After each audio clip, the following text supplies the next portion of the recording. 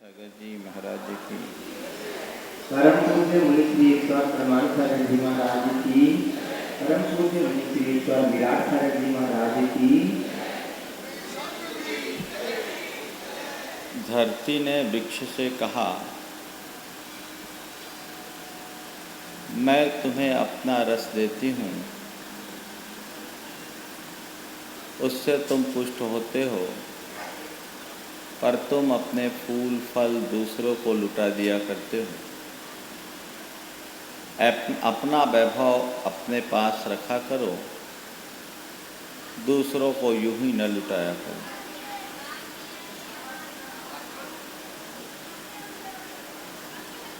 धरती ने वृक्ष से कहा, मैं तुम्हें अपना रस देती हूँ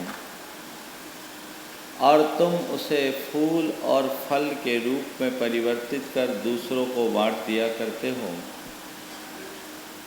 अपना वैभव अपने पास रखा करो, दूसरों को यूं ही न लुटाया करो। धरती की बात सुनकर वृक्ष ने विनम्रता से कहा कि माँ, मैं ऐसा नहीं कर सकता, क्योंकि मेरा तो जन्म ही परोपकार के लिए हुआ है। और उसने धरती की बात को अनसुना कर फूल फल देना शुरू कर दिया। उसने फूल दिए, फल दिए, पत्ते दिए, पक्षियों को बसेरा दिया और पथिकों को छाया दी। वृक्ष के इस व्यवहार से धरती रूठ गई और उसने अपना रस देना बंद कर दिया। परिणामतः पतझड़ के दिन आए और हरा भरा वृक्ष सूख गया। उसकी सारी शोभा सुषमा नष्ट हो गई। श्री शोभा विहीन वह वृक्ष एक ठूंठ के रूप में परिवर्तित हो गया। धरती ने वृक्ष को चेताते हुए कहा कि अब भी संभल जाओ, अभी भी वक्त है, अब भी देना बंद करो। अब भी संभल जाओ, अभी भी वक्त है, अब भी देना बंद कर दो। वृक्ष ने पुनः विनम्रता से कहा, माँ, मैं अंतिम श्वास तक देना चाहता हूँ। माँ, मैं अंतिम श्वास तक देना चाहता हूँ। मेरी इच्छा तो ये है कि कड़ाके की सर्दी पड़ रही है, इस घड़ी में भी यदि लोग मेरी सूखी लकड़ियाँ जलाकर अपनी ठंडक मिटा दे तो मुझे बहुत संतोष होगा। वृक्ष के इस व्यवहार से धरती का हृदय द्रवीभूत हो गया और उसने फिर से अपना रस लुटाना शुरू किया। पेड़ फिर से हरा भरा हो गया। उसकी शोभा और सौंदर्य पहले से कई गुनी बढ़ गए। हिमालय ने गंगा से कहा कि तुम अपना पानी दूसरों को ना बांटा करो, तुम यहीं रहा करो। गंगा ने कहा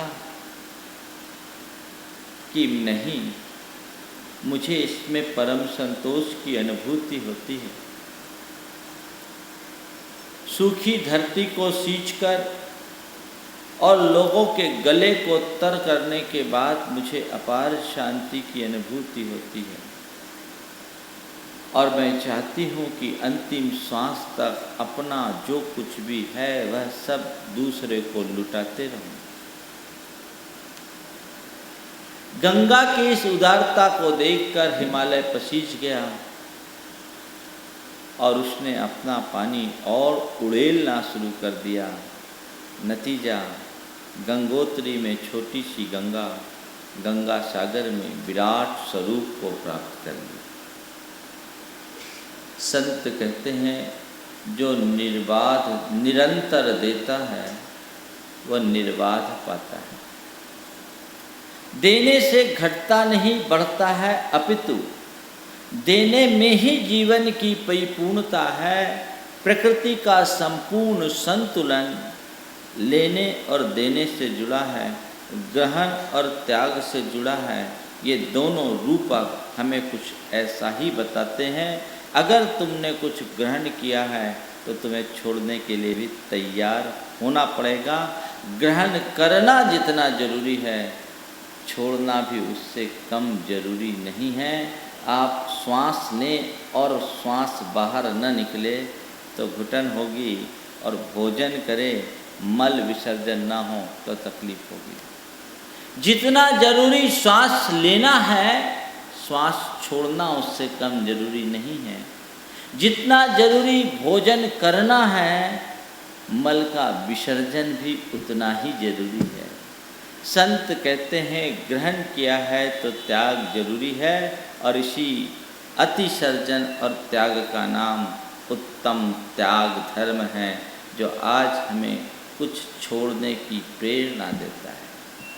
अगर तुमने कुछ ग्रहण किया है तो छोड़ो, तभी तुम अपने धर्म का ठीक रीत्या पालन कर सकोगे। भैया थोड़ा ठीक करो, कम करो, तभी तुम ठीक रीत्या पालन कर सकते हो, अन्यथा नहीं। और गृहस्थ के लिए त्याग धर्म की चर्चा करते हुए कहा त्यागो दानम। त्याग को दो रूपों में व्याख्यायित किया।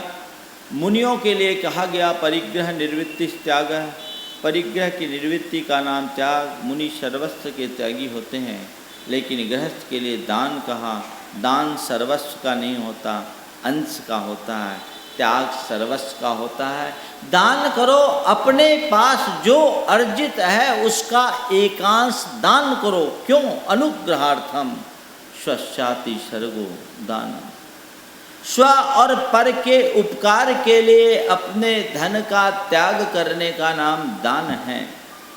आप सोच सकते हैं कि दान का विधान आखिर क्यों किया जाता है? आप सबसे दान करने की प्रेरणा क्यों दी जाती है? शास्त्रों में दान धर्म की इतनी दुहाई क्यों दी गई? आपके मन में ये सवाल उठ सकता है और उठना चाहिए, इसे समझने की जरूरत है। दान करने के पीछे दो बातें हैं। पहली बात तो ये है कि आप जो धन कमाते हो वो पाप से कमाते हो। बगैर पाप के धन का अर्जन संभव नहीं। और दूसरा, धन की आसक्ति में मनुष्य अंधा हो जाता है। इन दोनों बातों को ध्यान में रखकर धन की आसक्ति को दूर करने के लिए और धनार्जन के साथ होने वाले पाप को साफ करने के लिए दान करना चाहिए। आपको कभी ऐसा लगता है कि आप जो पैसा कमा रहे हैं उसमें कुछ पाप भी हो रहा है? महाराज हम तो कोई पाप नहीं करते हैं, हमारा पैसा तो शुद्ध होता है, कोई नहीं सकता। ये तो हो सकता है कि बिना अनैतिकता के आप धन कमा लो। ये हो सकता है कि आप अवैधानिक काम किए बिना पैसा कमा लो। अनैतिकता और अवैधानिकता से तो बचा जा सकता है, लेकिन पाप से कभी नहीं बचा जा सकता। क्योंकि पाप का मतलब क्या है? जीव घात, जिसे जैन शास्त्रों में शावद्य शब्द से जाना जाता है। जीवों की हिंसा, और ये जीव षटकाय जीव, त्रस या स्थावर जीव की हिंसा के बिना धनार्जन हो ही नहीं सकता। कोई भी व्यापार हो, कोई भी उद्योग हो, कैसा भी उद्यम हो, उसमें त्रस अथवा स्थावर जीव की हिंसा तो होती है, और उसी हिंसा के मूल्य पर आप पैसा कमाते हो। महाराज आप तो उल्टी बात कह रहे हैं। अभी तक तो हमने सुना था कि पुण्य करने से पैसा कमाते हैं, और अब तो आप उल्टा बोल रहे हैं कि पाप से पैसा कमाया जाता है। बिल्कुल सही बोल रहा हूँ। पुण्य करके पैसा नहीं कमाया जा सकता। पुण्य के उदय में जब पाप करते हो तभी पैसा कमा पाते हो। पुण्य ने तुम्हें अनुकूल संयोग दिया और तुम पाप किए, पाप के साथ पैसा आता है। कमाए हुए पैसे को देखकर तो आंखें चमक उठती है, लेकिन उसके साथ आने वाले पापों की तरफ कभी तुम्हारी दृष्टि जाती? तुम जो पैसा कमाते हो, पैसा कमाकर घर लेकर आते हो तो आंखें चमकती है। उसे अपने जीवन की एक बड़ी उपलब्धि के रूप में स्वीकार करते हो, मानो बहुत बड़ा तीर मार लिया हो। लेकिन उसके साथ आने वाले पापार्जन के प्रति तुम्हारी कभी दृष्टि जाती? कभी जाती ही नहीं। अगर दृष्टि जाती होती तो धन के प्रति ऐसी आसक्ति नहीं होती, और धन कमाने के बाद तुम्हारे मन में उदारता का भाव भी उसी अनुपात से बढ़ता है। संत कहते हैं ये एक बहुत सार्वभौमिक सच है कि बिना पाप की प्रवृत्ति किए बिना पैसा आ ही नहीं सकता। पापात्मक प्रवृत्ति से ही पैसा आता है। इसलिए पैसा कमा रहे हो तो कमाने के साथ साथ दान के माध्यम से उसका सदुपयोग भी करो, तब तुम्हारे जीवन में संतुलन है। आपके शरीर में मैल लगता है, आप स्नान करके तुरंत स्नान करते हो क्योंकि शरीर मलिन है, बहुत पसीना लग गया है, मैल चिपक गया। तन के मल को स्नान से साफ किया जाता है, आत्मा के मल को दान से साफ किया जाता है। दान आत्मा का स्नान है। मुश्किल यह है कि तन की मलिनता का तो पल में आभास हो जाता है, पर मन या आत्मा की मलिनता का हमें कोई आभास ही नहीं होता। प्रत्येक गृहस्थ को ये चाहिए कि वो अपने गृहस्थी के संचालन के लिए धन का अर्जन तो कर रहा है, पर इस मुगालते में न रहे कि मैं निष्पाप हूँ। गृहस्थों को धनार्जन करने की छूट दी गई और उसे अर्थ अर्जन की इस क्रिया को अर्थ पुरुषार्थ की संज्ञा दी गई, और एक हिदायत दिया गया कि तुम पैसा कमाना, लेकिन पैसे कमाने के पीछे अंधा मत बनना, पागल मत होना। अर्थ का अर्जन करना, लेकिन अनर्थ से सदैव बचते रहना। धर्म के नियंत्रण के साथ अर्थ का अर्जन करोगे तो तुम्हारे जीवन में कभी अनर्थ नहीं होगा। अपनी धार्मिकता को समझ करके चलो और ये मान के चलो कि मैं जो पैसा कमा रहा हूँ उस पैसा से, चूँकि जीवन के निर्वाह के लिए जीविका जरूरी है, इसलिए जीव को उपार्जन के लिए पैसा कमाया जाता है। लेकिन इस बात को कभी भूलना नहीं चाहिए, जीवन जीविका से भी ऊपर है। जीवन के लिए जीविका है, जीविका के लिए जीवन नहीं है। इस भेद रेखा को जो मनुष्य समझ करके चलता है वो पैसा कमाता है, धनाढ्य बनता है, लेकिन धनाढ्य होने के साथ साथ उतना ही उदार बनता है, धन की आसक्ति नहीं रखता। जब मौका आता है तो दिल खोल कर लुटाता भी है। वजह साफ है कि इससे मेरे पापों का प्रक्षालन होगा। आप दान करते किस लिए देते दान? लोग दान अलग अलग दृष्टिकोण से देते हैं। कुछ लोग दान करते पुण्य के लोभ में कि दान करने से मुझे कुछ पुण्य मिलेगा।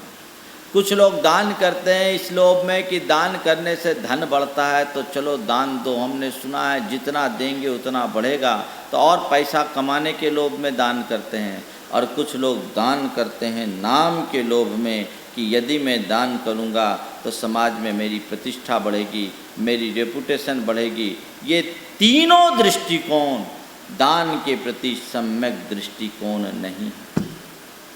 दान का सच्चा दृष्टिकोण क्या है? दान करना है अपना कर्तव्य जानकर, अपने पापों के प्रक्षालन के लिए, क्योंकि मेरे अंदर के पाप को साफ करने का दान से श्रेष्ठ और कोई रास्ता ही नहीं है।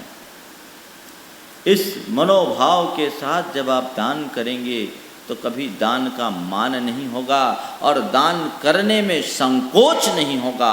दोनों बातों से बच जाएंगे। कई लोग तो ऐसे होते हैं, दान का नाम सुनते ही हाथ पांव फूल जाते हैं। यदि कोई दान मांगने वाले उनके यहाँ पहुँच जाए तो इधर उधर देखने लगते हैं कब खिसक जाएं। कुछ लोग जो सामाजिक कार्यकर्ता होते वो कहते हैं महाराज हम लोगों को आता ही देखकर आदमी घबरा उठता है कि अब आए तो हमको देना पड़ेगा। नहीं, दान तो मेरे जीवन का सबसे सौभाग्यशाली क्षण है। नीतिकार कहते हैं गृही दानेन शोभते, गृहस्थ की शोभा दान से होती है। अपने अर्जन और विसर्जन के मध्य संतुलन। कमाया है पाप, तुमने पैसा कमाया है तो पैसा कमाने का तुम्हारे लिए निषेध नहीं, लेकिन पैसा कमाने के साथ साथ उसका सदुपयोग करने की प्रवृत्ति भी होनी चाहिए। धन का संग्रह बुरा नहीं, उसे संग्रहित बनाए रखना बुरा है, अनेक अनर्थों को जन्म देने वाला है। आचार्यों ने धन को नदी की तरह कहा है। नदी में पानी का पूर आता है और बहकर सागर में चला जाता है, सब वेस्ट हो जाता है।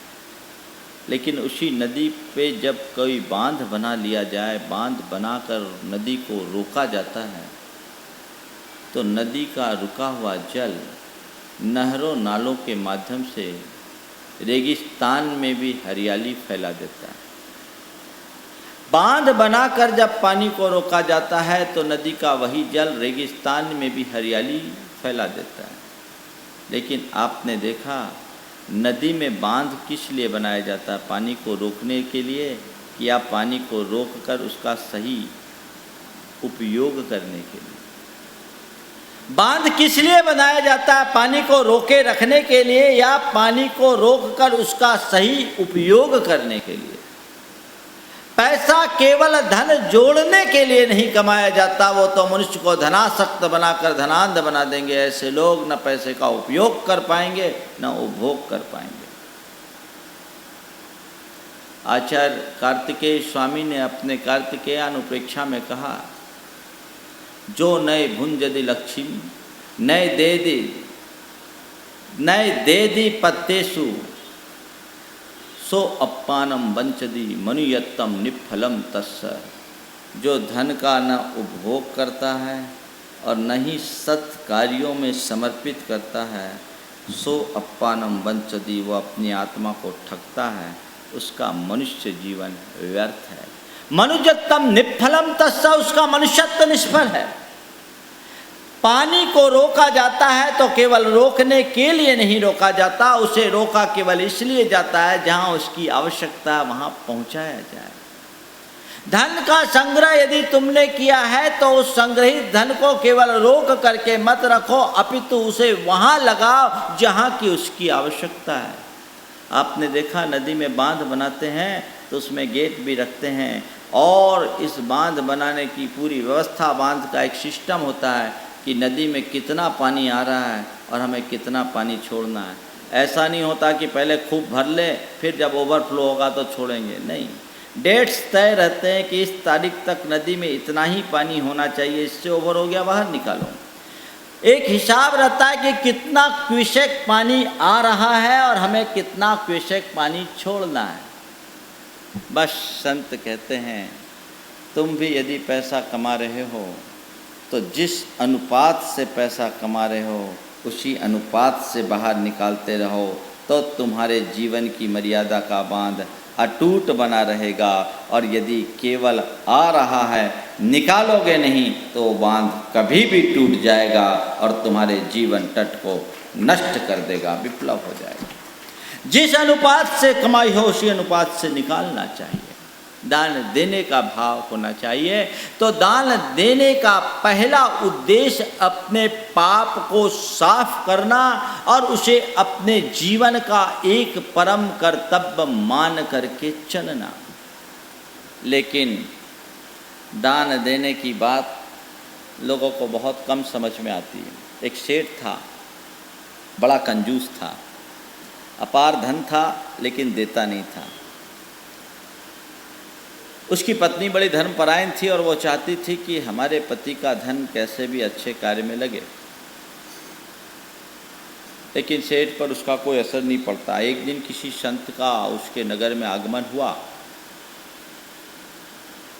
और उनका बड़ा अच्छा प्रवचन होता था और दान पर प्रवचन घोषित हुआ। पत्नी ने बहुत आरजू मिन्नत करके किसी तरह अपने पति को तैयार की कि आज प्रवचन सुनने चले। सोचा कि अगर एक बार ये प्रवचन सुन लेंगे तो इनका हृदय परिवर्तन जरूर होगा, और इनका हृदय परिवर्तन हो गया तो हमारा काम हो जाएगा। पत्नी के आग्रह से सेठ तैयार हुआ, पति प्रवचन में गया। प्रवचन बहुत मार्मिक हुआ। पत्नी प्रवचन सुनने की जगह प्रवचन का प्रभाव देखना चाह रही थी। पति के भाव भंगिमा और उसके चेहरे पर होने वाले उतार चढ़ाव से मन ही मन बड़ी प्रमुदित हो रही थी कि चलो आज तो तीर सही निशाने पर लग गया। पूरा प्रवचन हुआ। प्रवचन के पूर्ण होते ही प्रवचन की प्रतिक्रिया जानने की आतुरतावश पत्नी ने पूछा, कैसा लगा आज का प्रवचन? प्रवचन की प्रतिक्रिया जानने की आतुरता से पत्नी ने पूछा, कैसा लगा आज का प्रवचन? पति ने कहा, बहुत सुंदर। पत्नी ने आगे पूछा, फिर क्या इरादा है? बोले, आज के इस प्रवचन से मैं एक ही नतीजे पर पहुंचा हूं कि जीवन में दान से श्रेष्ठ कोई काम नहीं। आज के इस प्रवचन से मैं एक ही नतीजे पर पहुंचा हूं कि जीवन में दान से श्रेष्ठ कोई काम नहीं है, और इसलिए मैंने तय किया है कि कल से लोगों से दान मांगने का महत् कार्य प्रारंभ कर लोगों को पुण्य कमाने का अवसर दूं। देने का नहीं, मांगने का।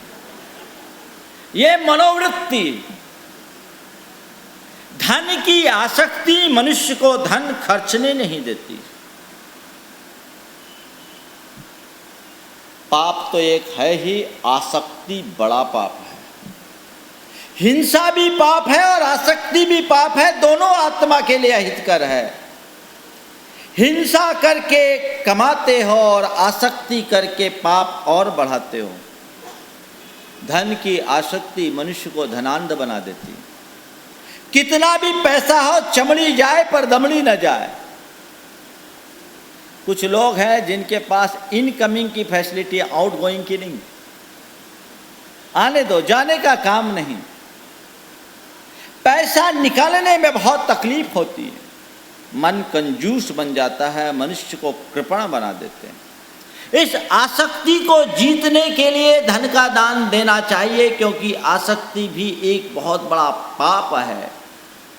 मनुष्य आसक्ति में ही तो पैसे के पीछे पागल होता है। एक अवस्था तक पैसा मनुष्य की जरूरत होती है, बाद में कोरी आसक्ति बनकर रह जाती। कई लोगों के पास इतना पैसा होता है कि घर में रख नहीं पाते, यहाँ वहाँ छुपाना पड़ता है, कच्चा पक्का बनाना पड़ता है। जिंदगी भर यूज नहीं होगा, बिल्कुल यूज नहीं होगा, रख नहीं पा रहे हैं। कईयों को तो भारत में रखने के ठिकाने नहीं मिल रहे, बाहर भेजना पड़ रहा, स्विस बैंक में रखना पड़ रहा। ये क्या है? ये आसक्ति के उदाहरण है, जिसका उपयोग भी नहीं, उपभोग भी नहीं, मात्र रख रहे हैं। क्या करोगे? आखिर ये विचार करो कि पैसे की तुम्हारे जीवन में कितनी उपयोगिता है। एक लेवल पर जाने के बाद पैसा उपयोगिता शून्य हो जाता है, लेकिन मनुष्य की आसक्ति उसे मानने को तैयार नहीं रहती। पहले मनुष्य जरूरत के लिए पैसा कमाता है, बाद में पैसा कमाना ही मनुष्य की जरूरत बन जाती है। पहले जरूरत के लिए पैसा कमाता है, बाद में पैसा कमाना ही मनुष्य की जिंदगी में जरूरत बन जाती है। सारी जिंदगी पैसा कमाने के पीछे पागल हो जाता है, उसका खाने के लिए वक्त भी नहीं निकाल पाता। ये एक कमी। दान करो अपने पाप और आसक्ति को नष्ट करने के लिए। दान देने से आसक्ति नष्ट होती है। एक कहावत है, जो दान देता है उसे दवा नहीं खानी पड़ती, उदारता होती है। और उदारता होने से मनुष्य की आसक्ति कम होती है। आसक्ति कम होने से मनुष्य का जो तनाव है वो घटता है, और तनाव कम होने से बीमारियां भी कम होती हैं। दानम दुर्गति नाशनम। दान को दुर्गति का विनाशक कहा है। पुण्य के प्रबल हेतुओं में दान को एक हेतु कहा है। पाप के प्रक्षालन के लिए दान करे, आसक्ति को कम करने के लिए दान करे। दान करने का सबसे अच्छा उद्देश्य है, और इसलिए अपने पास जो है, जितना है, उतने का शक्ति के अनुरूप दान करना ही चाहिए। दान कितना करना चाहिए, कैसे करना चाहिए, इसकी चर्चा मैं थोड़ी देर बाद करूँगा। लेकिन दान दुर्गति का नाशक कैसे है, इसके लिए एक दो उदाहरण आपके सामने जरूर रखना चाहूँगा कि मनुष्य जब दान करता है तो उसका कल्याण किस प्रकार होता है। एक सत्य घटना आपसे कह रहा हूँ। सन 1994 की घटना है। संघ अमरकंटक में था। मेरे पास एक क्षुल्लक जी किसी युवक को लेकर आए। और मुझसे कहा, महाराज जी इसको समझाइए, ये आदमी आत्महत्या करना चाहता है। मैंने पूछा मामला क्या है? वो युवक इंदौर का था, कपड़े का व्यवसाय करता था, घाटा लग गया, महाजनों से पैसा उठाया, भाग्य ने साथ नहीं दिया, फिर नुकसान हो गया। महाजन हावी होने लगे तो उसने कुछ बदमाशों से 10% के ब्याज दर पर 2 लाख रुपया उठाया और माल लेकर इटारसी आ रहा था। इंदौर से कपड़े की गठान लेकर रास्ते में 2 गठान उसकी चोरी हो गई। जब पाप सिर पर हावी होता है तो चौतरफा वार होता है। मैं तो इतना ही जानता हूँ कि सूरज तो केवल पूरब से उगता है, अंधेरा 10 दिशाओं से आता है। उत्कर्ष के 1 दरवाजे होते हैं, पतन के 100 रास्ते। पाप उसके सिर पर था, बेचारा विफल हो गया। उसकी 3 जवान बेटियां थी, बदमाशों की उसकी बेटियों पर कुदृष्टि थी। इंदौर की समाज से उसने गुहार लगाया। समाज के कर्णधारों ने समाज के नाम एक पत्र जारी करके अपने कर्तव्य की इतिश्री कर ली कि इन्हें सहयोग दिया जाए। उसे इस तरह से सहयोग लेना अपने मान के विरुद्ध दिखा। प्राण बचाकर वो वहाँ से भागकर जबलपुर में आ गया। जबलपुर कुछ दिन रहा और एक जहाँ रहता था वहाँ बगल में एक मुसलमान था। उस मुसलमान को अपनी व्यथा कथा कही। उस मुसलमान व्यापारी ने उससे कहा कि तुम यदि इस्लाम स्वीकार लो तो हम तुम्हारा सारा कर्जा चुका देंगे। 2 लाख रुपए का ब्याज समेत 4 लाख रुपया हो गया था, जो केवल बदमाशों से देना था। मरता क्या नहीं करता। उसने इस्लाम को स्वीकारने के लिए अपना मन बना लिया। लेकिन तभी उसके भावों में एक परिवर्तन आया और उसने सोचा कि इस्लाम स्वीकारने की जगह तो मर जाना अच्छा है। और इसी भाव से प्रेरित होकर वह जबलपुर से भेड़ा घाट चला गया, नर्मदा में छलांग लगाने के लिए, आत्महत्या करने के इरादे से। भेड़ा घाट तक पहुंचा और उसके मन में एक नया विचार कौंधा, पुण्य जाग गया कि मर तो रहा हूँ, एक बार कम से कम गुरुदेव के दर्शन तो कर लूँ। वहाँ से वो बस पर सवार होकर सीधे अमरकंटक पहुँच गया। 3 दिन से वो अमरकंटक में रुका हुआ था और इसी बीच उसने अपनी व्यथा कथा छुल्लक जी से कही। वो छुल्लक जी मेरे पास लेकर आए। मैंने जब सुना तो मुझे बड़ा दर्द हुआ। उसकी बात को मैंने सत्यापित किया कि जबलपुर में जिसके यहाँ रह रहा वो बात सही है कि नहीं। हाँ, मालूम पड़ा कि आदमी के साथ इस तरह का नुकसान हुआ। मैं उसे आचार्य गुरुदेव के चरणों में लेकर गया और सारी कहानी सुनाई। आचार्य महाराज ने धीरे से कहा कि इससे कहो कुछ दान करे, इससे कहो कुछ दान करे। मुझे बड़ा आश्चर्य हुआ कि जो बड़े बड़े अरबपतियों को दान देने के लिए आचार्य महाराज मुंह से नहीं बोलते, और ये आदमी जिसके पास कुछ नहीं, आत्महत्या करने को उतारू, उसके लिए कह रहे हैं कि कुछ दान करे। पर मेरे मन ने कहा कि आचार्य महाराज के मुख से निकला है तो जरूर इसमें कोई कल्याण छिपा हुआ है। उस आदमी से जब कहा तो उसके जेब में कुल 500 रुपये थे। उसने 500 रुपये का दान कर दिया। दान करने के बाद जबलपुर से ही कुछ लोग आए हुए थे, उनकी गाड़ी में बैठा करके जबलपुर भेज दिया और एक आदमी के दुकान पर उसे नौकरी के लिए रखवा दिया गया। कुछ लोगों को ऐसा कहा कि इसकी जो आवश्यकता है उसकी पूर्ति करे, और लोग तैयार हो गए। लेकिन कैसा पुण्य जागृत हुआ, आप सुनकर आश्चर्य करोगे। जिस दिन वो आदमी नौकरी पर गया उस दिन से उसकी दुकान में बिक्री कई गुनी बढ़ गई। इस आदमी को अपने लिए भाग्यशाली मानकर 15 दिन के भीतर उसने उसको अपना 20% का भागीदार बना लिया। दिनों दिन उसकी स्थिति सुधरी और आज उस आदमी की हैसियत बहुत अच्छी हो गई। साल में 2-5 लाख रुपया का दान करने में समर्थ हो गया।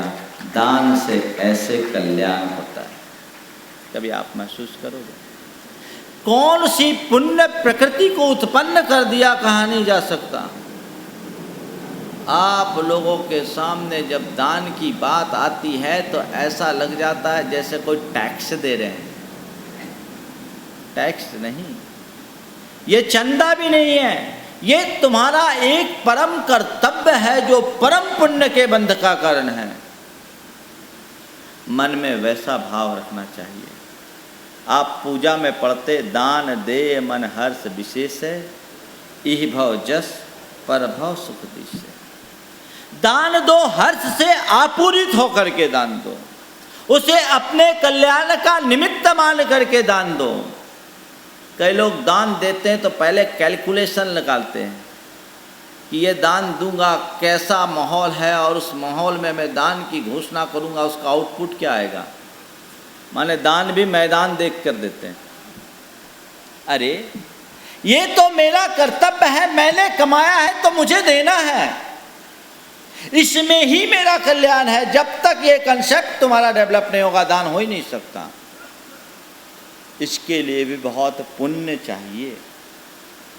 धन संपदा कमाना कदाचित सहज हो सकता है, लेकिन उनका सदुपयोग करना बहुत दुर्लभ है। शुरा सुंदरी के चक्कर में पैसा बहाने वाले लोगों की भरमार है, लेकिन दान धर्म में लगाने वाले लोग तो बहुत बिरले मिलते हैं। ऐसे लोग बहुत मिल जाएंगे कि किसी पार्टी के नाम पर करोड़ 2 करोड़ एक बार में फूंक दे, और उस आदमी के पास यदि किसी धार्मिक कार्य के लिए 11,000 रुपया का भी नाम लोगे तो वो 10 बार विचार करेगा। पुण्य में पैसा लगाने के लिए भी पुण्य चाहिए। पाप में पैसा तो बहुतों का लगता है, बहुतों को लगता है। एक अरबपति व्यक्ति ने एक दिन मुझसे बहुत मायूसी के साथ कहा कि महाराज मेरा रुपया पुण्य में नहीं लग पाता,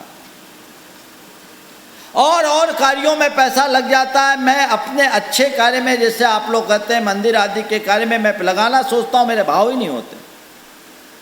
हमने कहा तुम्हारा पुण्य कुछ छीन है, कोई ना कोई तुम्हारा ऐसा अंतराय है जो तुम्हें इस सब तरह के काम में सहभागी नहीं होने देता। दान की अपनी महिमा को समझकर सदैव दान करने का उत्साह बनाना चाहिए। दान अंश का होता है, अपनी आय का एक अंश दान में लगाना चाहिए, और दान करते समय मान का भाव कभी नहीं रखना चाहिए, पर दानी के सम्मान में कभी नहीं चूकना चाहिए। दान करो तो मान मत करो, और कोई दान है तो उसका सम्मान जरूर करो। अपने मन में मान का भाव मत रखो। महाराज दोनों बातें उल्टी कैसे करें? उल्टी नहीं, समझो ठीक से। मैं दान दे रहा हूँ, अपने कल्याण के लिए दे रहा हूँ, इस भाव से दान करो।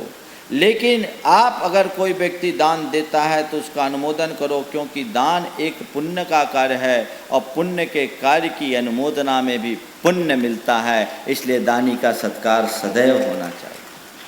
तुम नहीं दे पा रहे हो तो भी अनुमोदना करने से भी पुण्य पा सकते हो। इसलिए दान करो, दान की अनुमोदना करो। अब सवाल है दान कहाँ करें? कई लोगों की सोच होती है दान करना है तो हॉस्पिटल बनाओ, स्कूल खोलो, किसी गरीब की सहायता करो।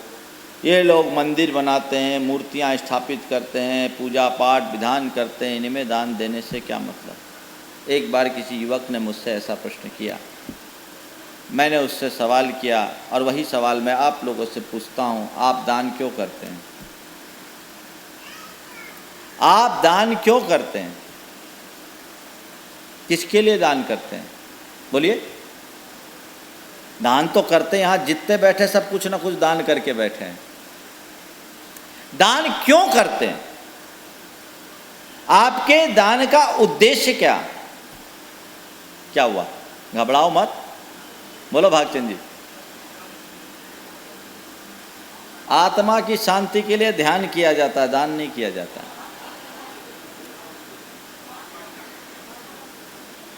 आचार्य उमा स्वामी महाराज से पूछा गया दान क्यों करते? उनने कहा अनुग्रहार्थम सस्याति सर्गो दानम। स्व पर के उपकार के लिए दान किया जाता है। दान का उद्देश्य स्व का और पर का उपकार, पहले स्व का उपकार और साथ में पर का उपकार। स्व का उपकार अपना कल्याण, अपने पापों का प्रक्षालन, अपनी आसक्ति का विनाश, अपने राग की मंदता, और पर का कल्याण जिससे उसके दुख दूर हो। दूसरों के दुख को दूर करना ही उनका सबसे बड़ा उपकार है। अब मैं आपसे पूछता हूँ, कौन सा उपकार सबसे बड़ा उपकार है? एक भूखे आदमी को आपने भोजन करा दिया, एक दिन की भूख मिटा दी। एक निराश्रित व्यक्ति को आपने आजीविका दिला दी, उसके एक परिवार के भरण पोषण की व्यवस्था बना दी। एक बीमार आदमी की चिकित्सा करा दी, उसकी बची जिंदगी को जीने का रास्ता प्रशस्त कर दिया। और एक मरणासन्न की जान बचा दी, उसकी शेष जिंदगी का जीवन दान दे दिया। यही किया ना? ये सारे पुण्य आपके हैं एक जीवन तक। लेकिन आपके किसी कृत्य के निमित्त से किसी जीव को सम्यक दर्शन की प्राप्ति हो गई तो उसके भव का दुख दूर हो गया। अब बताइए किस में ज़्यादा उपकार है, सम्यक दर्शन के निमित्त में कि लौकिक निमित्तों में? किस में उपकार? दान के 7 स्थान बताए गए। जिन बिंब जिनागार जिन यात्रा प्रतिष्ठिकम दान पूजा सुसिद्धांत लेखनम सप्त क्षेत्रियो। भगवान के बिंबों की स्थापना करने में, जिनागार जिन मंदिरों के निर्माण करने में, जिन यात्रा तीर्थ यात्राएं करने कराने में, प्रतिष्ठिकम पंच कल्याणकादिक प्रतिष्ठा करने में, और चतुर्विध संघ को दान देने में या करुणा दान देने में, जिनेंद्र भगवान की पूजा करने में जो अभी आप लोग कर रहे हैं, और शास्त्र लेखन, शास्त्रों के प्रकाशन और प्रचार प्रसार में, कुल मिलाकर संस्कृति के अभ्युत्थान में दिया जाने वाला दान हमारे कल्याण का कारण है। संत कहते अपना धन इन 7 क्षेत्रों में लगाओ। ये परम पुण्य का कारण है, सातिशय पुण्य का कारण है, क्योंकि ये 7 निमित्त भव के दुखों के निवारक हैं। समझ गए? तो फिर महाराज क्या किसी की सेवा परोपकार का काम बंद कर दे? बंद मत करो। वो उसका अपना महत्व है, इसका अपना महत्व है। पूजा पाठ अपनी जगह है, धर्म की प्रभावना अपनी जगह है, और संसार के लौकिक व्यवहार अपनी जगह है। तो महाराज क्या करें? एक दिन मुझसे एक युवक ने पूछा कि महाराज मेरे पास 2 स्थितियां हों, एक तरफ किसी मंदिर के निर्माण में पैसा देने की बात हो और वहीं कोई बीमार व्यक्ति दिख जाए उसकी चिकित्सा कराने की बात हो, मैं किसे चुनूं? मंदिर में पैसा पहले दूं कि बीमार का इलाज पहले करूं? मैंने उससे कहा कि देखो भाई, जीवन में 2 चीज़ें होती है, इम्पोर्टेंट और अर्जेंट। कई काम बहुत इम्पोर्टेंट होते हैं, इम्पोर्टेंट होते हैं, और कई बार कई अर्जेंसी आ जाती है, कई प्रकार की ऐसी अर्जेंसी आ जाती है जिसके कारण इम्पोर्टेंट काम को भी गौण करना पड़ता है। जैसे मान लीजिए किसी व्यक्ति की प्राइम मिनिस्टर ऑफ इंडिया से मीटिंग तय हो गई, अपॉइंटमेंट मिल गया, आज दिन के 10:30 पर प्राइम मिनिस्टर के साथ आपकी मीटिंग है। वो उस व्यक्ति के लिए बहुत इम्पोर्टेंट मीटिंग है कि नहीं? उस मीटिंग में जा रहा, उसी समय अगर उसको शौच की बाधा आ जाए तो क्या करेगा? पहले इम्पोर्टेंट मीटिंग अटेंड करके अपना कपड़ा खराब करेगा कि पहले निर्वृत्त होकर के अपने आप को हल्का करेगा? क्या करोगे? इम्पोर्टेंट को देखोगे कि अर्जेंट को देखोगे? क्या हो गया? क्यों जाऊं जी? हाँ, अर्जेंट को देखोगे, लेकिन अर्जेंट तात्कालिक होता है, इम्पोर्टेंट होता है। अर्जेंसी होने पर संडास में जाना तो फिर भी समझ में आता है, पर संडास में ही बैठे रहना समझ से परे। ये सब चीजें यदा कदा हो तो उनका तात्कालिक रूप से मान करके सेवा का कार्य करे, लेकिन मूल हमारे धर्म के आधार धर्मायतन हैं। इसलिए धर्मायतनों के निर्माण में, धर्मायतनों के संरक्षण में, धर्मायतनों के संवर्धन में और धर्म की प्रभावना में जो कुछ भी उत्कृष्ट हो वो अर्पित करने का प्रयत्न करो। जिन शासन की परंपरा इसी से चलेगी और कोई दूसरा रास्ता नहीं। तो दान ऐसे कार्यों में लगाने की बात कही गई। ऐसे कार्य में जो दान लगाते हैं उसका निश्चित रूप से कल्याण होता है। आज आपके पास सब प्रकार के अनुकूल संयोग हैं, इनका सही प्रयोग करो। एक दिन तो सब छूट ही जाना है, इससे पहले कि छूटे अपने हाथ से छोड़ना शुरू करो। इससे पहले कि छूटे अपने हाथ से छोड़ना शुरू करो। नदी पास आकर पानी देती है, तालाब के पास जाने पर पानी मिलता है। नदी पास आकर पानी देती है और तालाब के पास जाकर पानी लेना होता है, लेकिन गटर ना आकर देता है ना जाने पर देता है। अपनी स्थिति को पूछो, नदी हो, तालाब हो या गटर, क्या बने हो? नदी हो, तालाब हो या गटर, किस तरह की प्रवृत्ति है? पतझड़ में पेड़ न दे तो समझ में आता है। पतझड़ में पेड़ न दे तो समझ में आता है, पर बसंत में भी छाया न दे तो समझ से परे। सूखी नदी पानी नहीं दे समझ में आता है, लेकिन जब नदी में पूर होता है तो वो तो अपने दोनों किनारों को भरपूर लुटाती है। मैं तुमसे इतना ही कहना चाहता हूँ, अभाव में दान न दे सको कोई बात नहीं, सद्भाव में दान जरूर देना चाहिए। जो शक्ति होने पर भी दान नहीं देता वो शक्तिहीन बन जाता है। अपनी शक्ति और सामर्थ्य के अनुरूप दान दो। दान हमारे कल्याण का कारण है।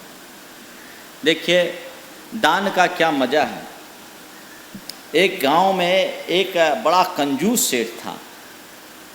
महाराज आज आप कंजूसों की बात कर रहे हैं, ज़्यादा क्या करें, निकलवाना तो कंजूसों से ही पड़ता है। बहुत कंजूस सेठ था। एक बार उस पूरे के पूरे इलाके में सूखा पड़ा। कुछ युवकों ने उस सूखे के राहत के लिए कुछ द्रव्य इकट्ठा करना सोचा और युवकों ने सोचा कि इस सेठ से कुछ ना कुछ जरूर निकलवाना चाहिए। उस सेठ से कुछ भी निकलवाना बड़ी टेढ़ी खीर थी, लेकिन 5 युवकों ने बहुत दिमाग से काम लिया। सुबह सुबह उसके पास गए, दरवाजे पे दस्तक की। सेठ ने दरवाज़ा खुलवाया, पूछा क्या बात है, आपसे मिलना है? मुझसे मिलने आया? बोले हाँ मिलने आया। बोले क्यों? सूखा पड़ रहा है। भाई कोई दान वान थोड़ी देता, तुम क्यों आए हो मेरे पास? तुम्हें पता नहीं मैं क्या करता हूँ? बोले नहीं, आपसे दान मांगने नहीं आए। आपसे दान मांगने नहीं आए तो क्यों कर आए? बोले बस कुछ नहीं, आपके नाम का एक दिन का उपयोग करने आए। एक दिन के लिए आपके नाम का उपयोग करने आए। सेठ ने बोला क्या मामला है? बोले कुछ नहीं, हम आपके नाम से सबसे पहले 5 लाख रुपए का दान लिख रहे हैं और उसमें आपकी अनुमति चाहते हैं। हम आपसे 1 रुपया भी नहीं लेंगे, बस हम अब बाज़ार में निकलेंगे और ये चाहेंगे कि आपने हमको 5 लाख रुपया दिया। सेठ ने पहले सोचा कि ये लोग हमको फंसा न दे, तो बोला ठीक है, पहले एक स्टाम्प पेपर लाओ, एक एग्रीमेंट करो।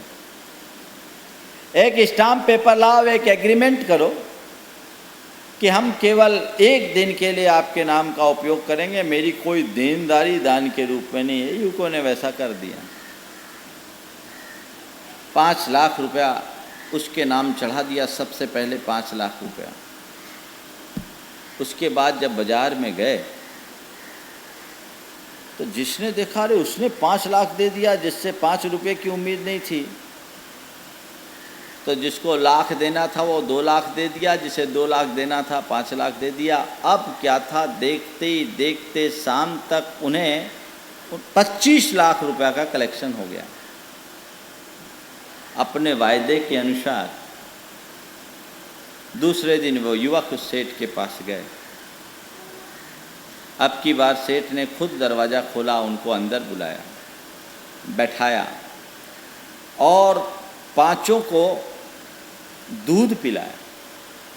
लड़कों को बड़ा आश्चर्य हुआ कि पहली बार आए थे तो पानी को नहीं पूछा, आज दूध पिला रहा है, हृदय परिवर्तन का कारण क्या?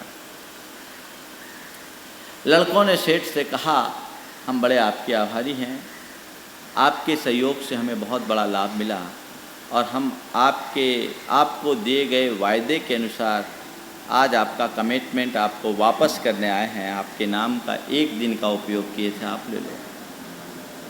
सेठ ने कहा, नहीं, अब मेरे कमिटमेंट को वापस करने की बात नहीं है, मैं अपना कमिटमेंट पूरा कर रहा हूँ। लो मेरा 5 लाख रुपए का रसीद काटो। 5 लाख रुपए का रसीद काटो। सब लड़के एकदम स्तब्ध कि ये मामला क्या हो गया। तो सेठ ने कहा, मैंने जिंदगी भर पैसा कमाया पर आज तक पैसा कमाने का सुख नहीं भोग पाया। कल पहली बार मेरे नाम से दान निकला और पूरे गांव से मुझे जितनी बधाइयाँ मिली और प्रशंसा मिली वो मेरे जीवन के लिए अप्रतिम है। मैंने करोड़ों कमाया पर वैसा सुख नहीं भोगा। आज कल केवल 1 बार दान का नाम दिया तो मुझे इतनी शांति की अनुभूति हुई और मुझे लोगों से इतनी प्रशंसाएं मिली। मैंने तय कर लिया है कि जब केवल नाम के लिए देने से इतना काम होता है तो काम के लिए देने का क्या असर होगा। इसलिए मैं अब दे रहा हूँ और आज मैंने पहली बार दान देने का प्रभाव सीखा है, समझा है। अभी तक तो केवल पैसा कमाने का मज़ा देखा था, लेकिन सच में पैसा कमाने के मज़े से भी ज़्यादा मज़ा पैसे को लगाने का होता है। और मैं तुम लोगों से कहता हूँ कि जब कभी कोई अच्छा कार्य हो तो मुझे ज़रूर पूछ लिया करो, मैं तुम लोगों को सहयोग देना चाहता हूँ। आप विचार करिए, यह है दान की महिमा। समझने की कोशिश कीजिए, लेकिन बहुत कठिन है। बाकी सब प्रवचन आप लोगों को बहुत मज़ेदार लगते हैं, लेकिन जिस दिन पैसों वाली बात आती है ना तो लगता है महाराज कब ख़त्म कर दे, है कि नहीं। बंधुओं, यही आसक्ति को जीतना है, इसी आसक्ति को नियंत्रित करना है। ये विचार करो कि धन का मेरे जीवन में कितना उपयोग है। बस ज़्यादा संग्रह हानिकारक होता है। छोड़ो और छूटे, इसमें बहुत अंतर है। तुम छोड़ दोगे तो सुखी होगा और सुखी होगे और छूट जाएगा तो तकलीफ होगी। आचार्य ज्ञान सागर जी महाराज, जिनके नाम की डाक टिकट कल यहाँ विमोचित हुई, ऐसे तो 10 तारीख को इसका विमोचन हो चुका, लेकिन यहाँ बंगाल में कल विमोचित हुई। ज्ञान सागर जी महाराज ने एक जगह बहुत अच्छी बात लिखी। उन्होंने कहा, छोड़ने और छूटने में उतना ही अंतर है जितना सुबह शौच जाकर निपटने में और उल्टी करने में। सुबह से शौच होकर के आते हैं, आप फ्रेश होते हैं क्योंकि छोड़ के आए, लेकिन कभी उल्टी होती है तो दिन भर जी मचलता है क्योंकि छूटा है। समझ में आई कि नहीं आई? छोड़ के आते हैं तो फ्रेश लगता है और कभी छूट जाए तो जी मचलता है। संत कहते हैं तुम छोड़ो या न छोड़ो, नहीं तो एक दिन मौत तो सब छुटा ही लेगी। इसलिए छोड़ोगे तो तुम्हारे जीवन में आनंद होगा और छूटेगा तो तुम्हारा जीवन तबाह हो जाएगा। क्या करना चाहते हो? छोड़ने की बात सीखिए, अपने अंश का त्याग करना सीखिए। गृहस्थ के लिए दान के विषय में शास्त्रों में 3 प्रकार के दाता की चर्चा आई। उत्तम दाता वो है जो अपनी कुल आय का 4 भाग करता है, 50% से अपने और अपने परिवार का भरण पोषण करता है, 25% आपत्ति विपत्ति के लिए सुरक्षित रख लेता है और 25% का दान करता है। वो उत्तम दाता होता है। मध्यम दाता वो होता है जो अपनी कुल आय का 5 भाग करता है, 6 भाग करता है, मतलब लगभग 17.5% के एक भाग। उसमें से अपनी आय के 6 भागों में से 3 भाग से अपना और अपने परिवार का भरण पोषण करता है, 2 भाग अपनी आपत्ति विपत्ति के लिए रख लेता है और 1 भाग का दान करता है। वो मध्यम दाता होता है। यानी लगभग 51-52% अपने और अपने परिवार के भरण पोषण में लगाता है और 35-34% अपने लिए आपत्ति विपत्ति के लिए बचा लेता, और जो बचा वो 16-17% दान में लगाता है। वो मध्यम दाता की श्रेणी में आता है। और जघन्य दाता कौन? जघन्य दाता के लिए कहा अपने आय का कुल 10 हिस्सा करने वाला, जो अपनी आय के 6 हिस्से को यानी 60% को 60% से अपने और अपने परिवार का भरण पोषण करता है, 30% आपत्ति विपत्ति के लिए बचा लेता और कम से कम 10% का दान करता है। वो जघन्य दाता कहलाता है। संत कहते हैं तुमने 1 रुपया कमाया तो तुम्हें 60 पैसे से ज़्यादा खर्च करने का अधिकार नहीं है। 30 पैसा बचाओ और 10 पैसा का दान जरूर करो, क्योंकि तुमने जो रुपया कमाया है उसमें तुम्हारा केवल 90 पैसा है, 10 पैसा परमार्थ का है। ऐसा उपयोग करना शुरू करो, तब तुम्हारे जीवन का कल्याण होगा, नहीं तो सब कुछ तहस नहस हो जाएगा। आज लोग उपभोग भी नहीं करते, उपयोग भी नहीं करते, केवल संचय के प्रति दृष्टि रहती है। कितना संचित करोगे विचार करो। आज आप 5-50 करोड़ रख रहे हो और कमा लोगे, 500 करोड़ बनाओगे, आखिर जाओगे तो छोड़कर ही साथ क्या लेकर जाओगे? क्या लेकर के जाओगे? इसलिए जो है उसका उपयोग करो। और जीवन का कोई ठौर ठिकाना नहीं कि हमारा जीवन सब दिन एक समान रहे, कोई भरोसा नहीं। आज तुम्हारी सामर्थ्य है, कल को किसने देखा? इसलिए इसका सदुपयोग करने की भावना प्रत्येक मनुष्य को होनी चाहिए। रविन्द्रनाथ टैगोर की एक कविता जो आज के संदर्भ में बहुत उपयोगी है, उसे सुना करके मैं अपनी बात को पूरी करना चाह रहा हूँ। रविन्द्रनाथ टैगोर ने लिखा, उसका भाव सुना रहा हूँ कि एक भिखारी था, अपने घर से भीख मांगने के लिए निकला। उस दिन कोई त्यौहार का दिन था, पाँव फटने के पहले ही निकल चुका और अपनी झोली में कुछ चावल के दाने डाल लिए, क्योंकि पहले से कुछ डला हो तो लोग डालते हैं, खाली को कोई नहीं देते, ये एक प्रवृत्ति है। निकला, अचानक सामने से उसने राजा का स्वर्ण रथ आता हुआ देखा।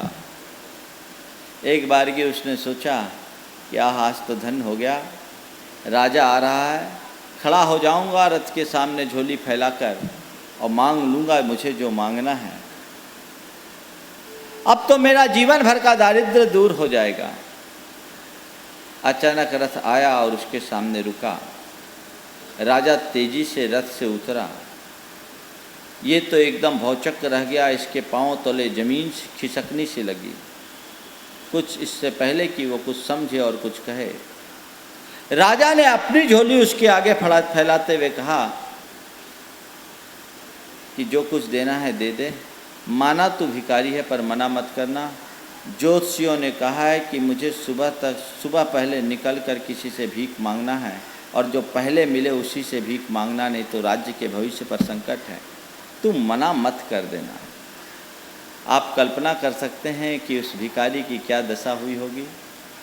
जिस आदमी ने जिंदगी भर केवल मांगा है और उसके सामने कोई मांगने वाला आ जाए तो उसकी दशा क्या होगी। जिसने जीवन भर मांगा उसे देने की नौबत आ जाए तो उसकी दशा बड़ी विचित्र होती। अब भिखारी क्या करे, सामने राजा है, मना भी नहीं कर सकते। मन महसूस कर उसने झोली में हाथ डाला, मुट्ठी भर चावल निकाल करके दे सकता था, लेकिन यहाँ देना क्या। बमुश्किल उसने एक चावल का दाना निकाला और राजा की झोली में रख दिया। राजा ने अपनी झोली बंद की, रथ पर सवार हुआ और धूल उड़ाता हुआ रथ आगे बढ़ गया। और ये एकदम भौचक, हाय क्या हुआ। जो मिलना था वो मिलने से रहा, उल्टा गांठ का एक और चला गया। उस दिन उसे भरपूर भीख मिली। सांझ को पूरा झोला भर करके, भरा झोला लेकर वो घर पहुंचा। पत्नी ने झोले को देखा तो बड़ी प्रसन्न हुई कि वाह, ऐसा झोला तो आप कभी नहीं लाए, इतना भरा झोला तो कभी नहीं लाए। पर वो बड़ा भारी सा था, उसका मन बड़ा भारी उदास। उसने कहा अरे पगली क्या पता, आज जो मिलना था वो तो मिला नहीं, उल्टा गांठ का और गया। पत्नी उसकी बात को अनसुना कर झोले को जमीन पर उड़ेली, और जैसी ही झोले को उड़ेली तो देखती क्या है, चावल के ढेर में एक दाना सोने का हो गया। चावल के ढेर में एक दाना सोने का हो गया, और जैसे ही सोने के दाने पर भिखारी की नजर पड़ी, उसने अपना सिर पीट लिया, कहा हाय मैंने एक दाना दिया सो सोने का हो गया, काश मैं सब दे दिया होता तो सब सोने का हो गया होता। ऐसी कोई स्थिति नहीं। बंधुओं, इसके प्रतीक आशय को सोचो, समझो। जो दिया जाता है वह स्वर्णिम है, बाकी सब नश्वर। जो दोगे वही तुम्हारा अपना है, बाकी तो एक दिन सब नष्ट हो जाने वाला है। खाए खोया रह गया वाली बात है। इसलिए देना सीखिए, समय समय पर जब भी जहाँ भी उपयोगिता हो दे। आज त्याग धर्म का दिन है, आप लोग दान का संकल्प ले। जहाँ भी आपको दान देने की इच्छा है, जहाँ आपको उसकी उपयोगिता दिखे, जरूर दान करें। और आज के दिन अभय दान भी जरूर करें। जीव रक्षा का दान एक बहुत बड़ा दान है। अभय दान देने से अपमृत्यु टलती है। और जिनको भी अभय दान देना है, आचार्य गुरुदेव के आशीर्वाद से संचालित होने वाली 137 गौशालाओं का एक दयोदय महासंघ बना हुआ है। पारस चैनल में उसका ऐड आता है। सारी गौशालाओं को उसकी तरफ से अर्थदान होता है, आप वहाँ पैसा भेज सकते हैं। कभी किसी बच्चे का जन्मदिन हो, आप वहाँ पैसा भेजें, ताकि अभय दान से अकाल मृत्यु से बचने का योग बन सके। ऐसा प्रयास यहाँ करना चाहिए। इस तरीके के जहाँ आपको जो जी में आए, अपनी आमदनी का एक निश्चित हिस्सा दान करने का भाव जरूर रखना चाहिए। दानम दुर्गति नाशनम, दान दुर्गति का नाशक है। दान से ही जीवन का कल्याण है, ये त्याग है। इस त्याग धर्म का पालन करें। इस त्याग धर्म के साथ एक बात मैं और कहना चाहता हूँ। कल जिस बात को मैंने अपनी चर्चा में दोपहर के प्रवचन में कहा था, आप लोगों में बहुत सारे लोग 10-10 उपवास कर रहे हैं। 10 उपवास करना एक बहुत बड़ी तपस्या है। साधारण लोग तो उसकी कल्पना भी नहीं कर सकते। जो व्यक्ति 10 मिनट तक प्यासे नहीं रह सकता, वो 10-10 दिन तक बिना भोजन पानी के रहे, अन्न जल के रहे, ये अपने आप में एक बहुत बड़ा त्याग है। इस त्याग की जितनी सराहना की जाए उतना कम है। लेकिन इस त्याग को भी हम अपने आत्मा के कल्याण के लिए करें। तपस्या को तपस्या रखें, उसे आडंबर न बनने दें। बहुत ज़्यादा आडंबर आजकल बढ़ गया है तपस्या के नाम पर। कल मैंने आप लोगों से कहा था, तपस्या आप कर रहे हैं, घर में बिनतियाँ गंवाई जा रही है, और शाम को आप जूस पिला रहे हैं, ड्राई फ्रूट्स खिला रहे हैं, और तरह तरह के आडंबर युक्त चीज़ कर रहे हैं। ये आपके व्रत को दूषित करने वाले कारण हैं। जब आप भोजन भी नहीं कर रहे हैं तो दूसरे के भोजन का अनुमोदन क्यों, वो भी रात में? इस आडंबर को बंद कराइए। इसी तरह लेने देने की जो प्रक्रिया, वो ऐसी प्रक्रिया है कि साधारण आदमी तो व्रत का संकल्प लेने के लिए सोचता है। जब भी कोई उपवास करता है तो जिस व्यक्ति का जैसा स्टेटस है उसको उस अनुपात से खर्चा करना पड़ता है। इसका क्या मतलब? अगर तुम्हारी सामर्थ्य है, तुम्हारी शक्ति है, तुम्हारी भावना है, आप खर्च करो, ऐसी जगह खर्च करो जो पुण्य का बंध कराए। आप दान दो, तीर्थों के उद्धार में दो, मंदिरों के निर्माण में दो, धर्मायतनों की रक्षा में दो। आपने उपवास किया उस नाम से कहीं दे दो। आप लोग क्या करोगे? इस तरह के कार्य करोगे, लेना देना करोगे। मंदिरों में एक एक आदमी 10-10 जिनवानी दे देंगे। पता लगा इतनी जिनवानी मंदिर में पहुंच जाती कि रखने की जगह नहीं।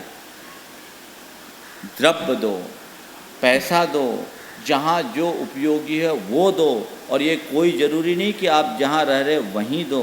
हिंदुस्तान में जहाँ उसकी उपयोगिता वहाँ दो।